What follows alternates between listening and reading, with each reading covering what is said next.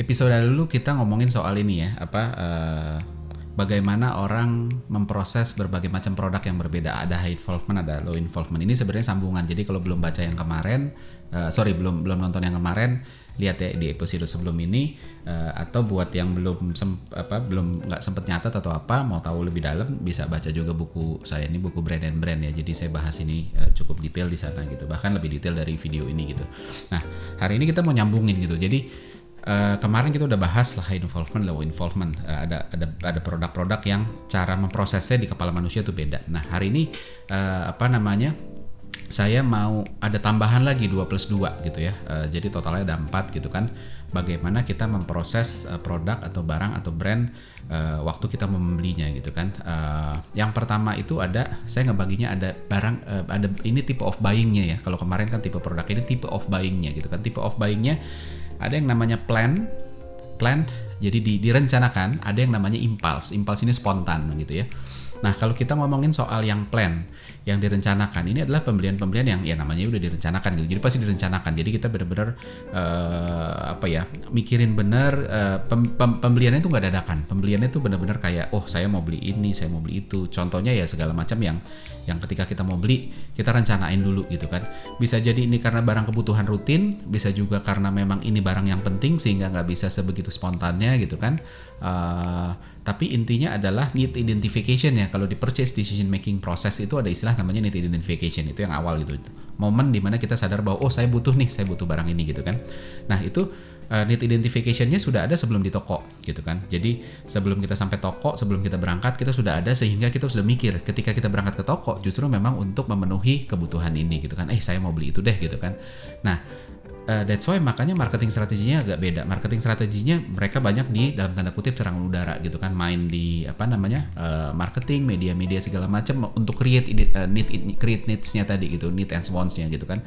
Sehingga orang gue butuh itu, gue pengen itu gitu kan. Jadi ngerencanain sehingga suatu saat terus habis itu udah deh ke sana deh supaya supaya bisa beli gitu kan. Atau bisa juga bahkan bukan dari serangan udara tapi dari referral gitu. Jadi orang-orang mulai ngomongin itu oke loh, bagus loh, gue udah pakai, terus habis itu orang jadi tertarik gitu. Jadi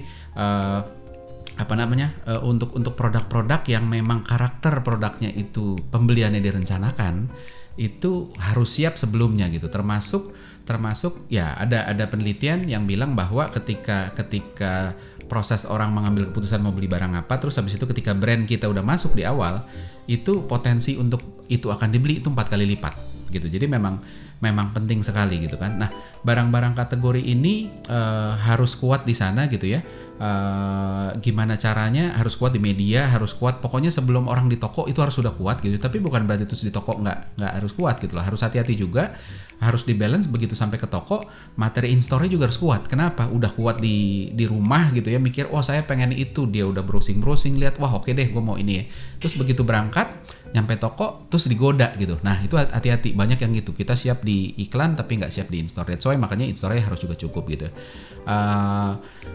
Beberapa contoh brand atau produk kategori yang masuk ke proses buying kayak gini tuh macam-macam gitu. Tapi harus diingat bahwa brand-brand ini tuh biasanya punya tendensi untuk high involvement karena direncanakan atau habitual. Nah, nanti kita bahas belakangan ya. Jadi saya bahas detail soal itu. Tapi ini fokus soal ngomongin feature dan benefitnya gitu kan, ketimbang misalnya promoting kategori gitu loh. Jadi hati-hati kalau promoting kategori, contoh kita jualan handphone gitu ya, tapi segala macam pesan atau iklan kita itu ngomongin soal lu perlu handphone gitu kan, smartphone tuh bisa ini bisa itu. Ya akhirnya orang nggak tergerak untuk beli brand itu, orang beli kategorinya. Nah, orang sering banget gitu ya, apalagi kategori-kategori yang misalnya contoh suplemen gitu ya, suplemen zaman sekarang nih, zaman masih banyak kuman segala macam. Orang banyak mengiklankan ketika jualan suplemen ya, mengiklankan kebutuhan terhadap kategorinya bukan terhadap brandnya. Butuh vitamin D karena ini karena itu segala macam, sehingga begitu datang ke toko dicolong gitu kan, karena yang dibangun itu needs terhadap kategorinya bukan terhadap brandnya. Jadi harus hati-hati gitu kan. Nah, itu tadi plan buying ya. Sekarang impulse itu sesuatu yang spontan, namanya impulse gitu ya. Tiba-tiba kita pengen, gak direncanain, datang ke supermarket, datang ke mall, terus lihat, terus kok menarik ya gitu ya. Nah, ada kecenderungan barang-barang impulse ini low involvement gitu ya. Walaupun nanti saya jelasin di akhir ada juga yang enggak gitu, tapi ada kecenderungan low involvement karena udah nggak mikir lagi gitu kan. Materi serangan udara gitu, media-media tadi itu sifatnya sebenarnya lebih kebanyak untuk ke branding, untuk apa ya, ngebangun rasa aman, sehingga ketika nanti di toko, di mall orang dicolek, oh saya udah pernah denger tuh gitu kan, oh kayaknya nih oke deh, yang kemarin iklannya saya udah lihat tuh, oke nih menarik nih gitu kan. Jadi lebih ke sana. Nah tapi alokasi budgetnya gitu kan, itu harusnya itu justru kalau ngeset plannya itu harusnya justru dari in-store dulu baru ke media, bukan sebaliknya. Kalau yang plan itu dari media dulu baru ke in-store, kalau ini in-store dulu baru ke media, karena keputusannya tuh bener-bener spontan gitu, kadang seringkali nggak direncanain gitu kan. Nah apa namanya,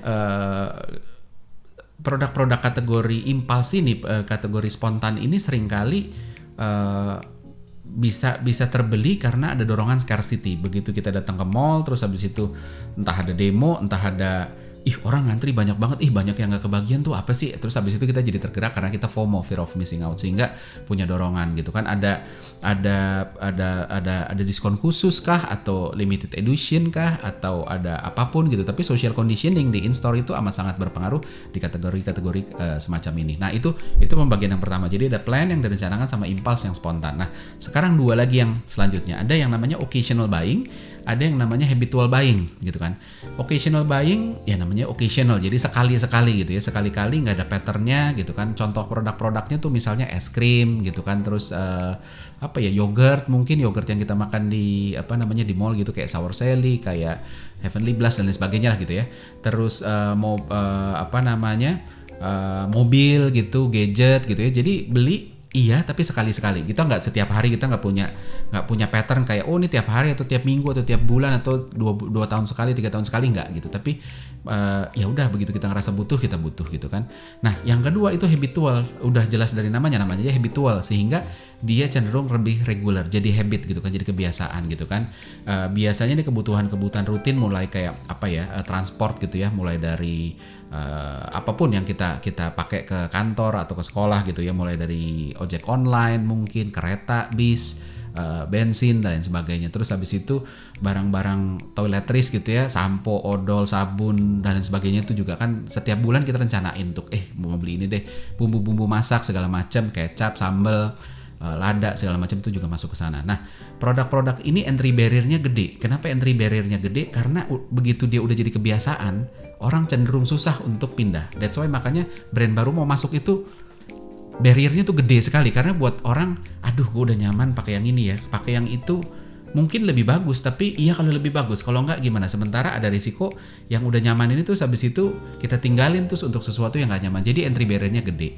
Nah tapi di sisi lain exit barrier-nya juga gede. Ketika kita udah masuk ke habit, orang juga ya udahlah gue pakai ini aja deh, terusin gitu kan. Nah jadi susah untuk pindah gitu. Jadi buat brand-brand yang belum dipakai, belum masuk ke habitual, ya harus kencangnya luar biasa gitu kan. Setelah mereka masuk mulai dipakai, relatif lebih mudah untuk mempertahankan gitu kan.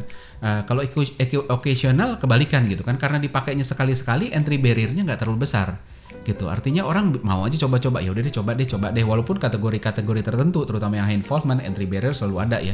Walaupun orang tidak merencanakan beli mobil secara reguler, tapi ketika belum beli mobil dia punya preference, saya mau mobil yang ini aja deh, brandnya misalnya Toyota atau Honda atau BMW atau Mercy atau apapun itu gitu ya.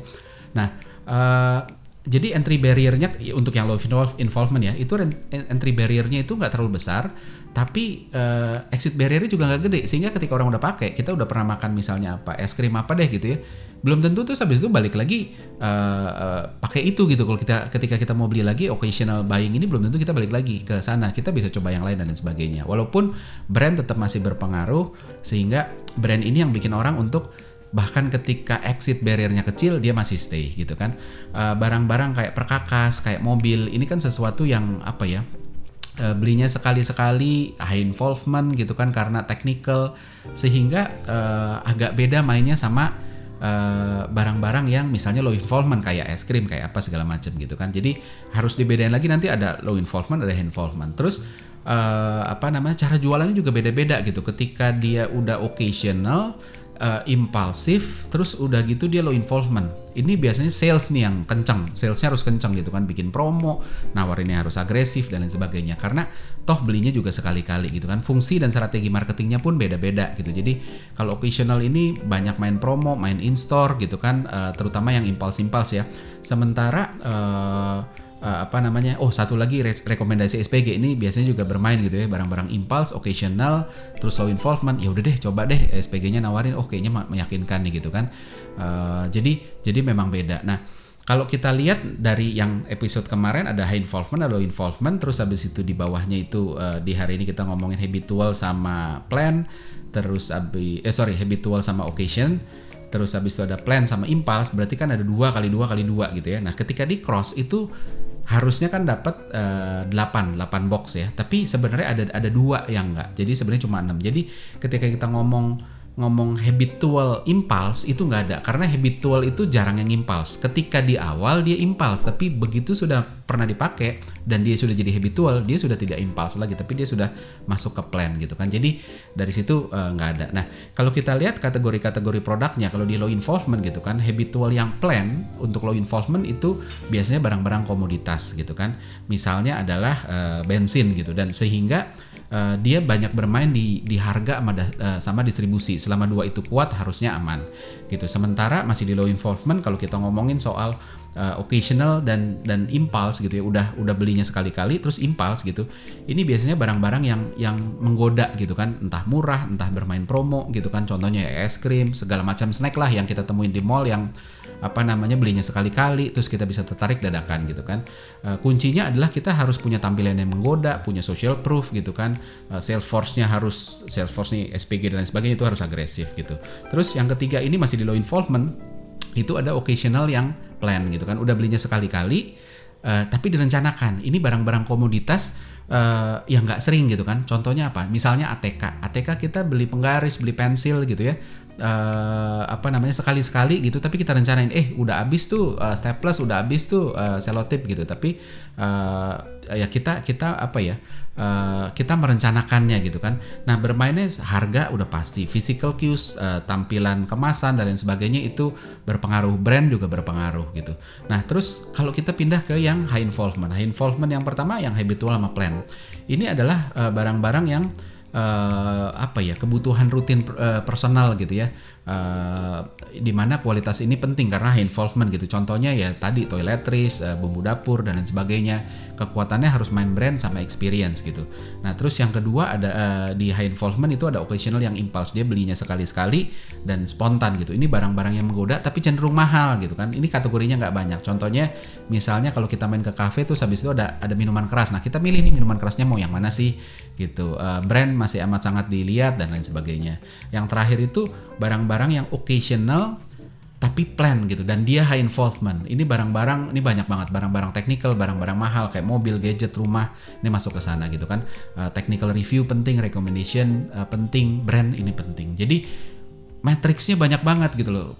Produk kategorinya banyak-banyak dan masing-masing itu punya karakter sendiri-sendiri untuk bagaimana kita bisa nge-pushnya. Jadi kita nggak bisa asal pukul rata, tapi kalau kita ngerti harusnya jualan, gimana ngiklaninnya juga jadi lebih mudah gitu.